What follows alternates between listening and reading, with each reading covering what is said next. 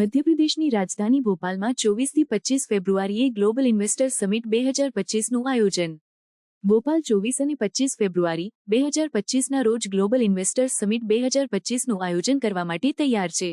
આ 2 દિવસીય સમારોહનું આયોજન મધ્યપ્રદેશ સરકારના ઔદ્યોગિક નીતિ અને રોકાણ પ્રોત્સાહન વિભાગ દ્વારા કરવામાં આવ્યું છે, જે રાજ્યમાં રોકાણ માટેના અનુકૂળ વાતાવરણ અને ઔદ્યોગિક માળખાની વિશેષતાઓને પ્રદર્શિત કરશે.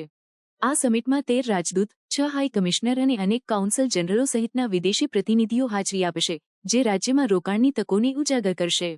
આ ઉપરાંત સમિટ દરમિયાન ભોપાલમાં એક વૈભવી ટેન્ટ સિટી, હસ્તકલા અને રસોઈના વિશિષ્ટ કાર્યક્રમોનું આયોજન કરવામાં આવશે, જે રાજ્યની સંસ્કૃતિ અને હોનહારતાને પ્રદર્શિત કરશે. સમિટ દરમિયાન 10,000મી વધુ ઉદ્યોગપતિઓ અને નેતાઓ એકત્રિત થશે, જે રાજ્યમાં રોકાણ અને વિકાસ માટેના માર્ગોની ચર્ચા કરશે. આ કાર્યક્રમમાં મધ્યપ્રદેશના મુખ્યપ્રધાન શ્રી મોહન યાદવ મુખ્ય ભાષણ આપશે, જેમાં તેઓ રાજ્યની વિકાસ યાત્રા અને રોકાણની તકો પર પ્રકાશ પાડશે.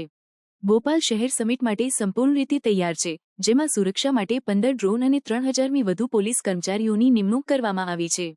આ સમિટ રાજ્યમાં રોકાણને પ્રોત્સાહન આપશે અને સ્થાનિક ઉદ્યોગોને વૈશ્વિક સ્તરે પહોંચાડવામાં મદદરૂપ થશે.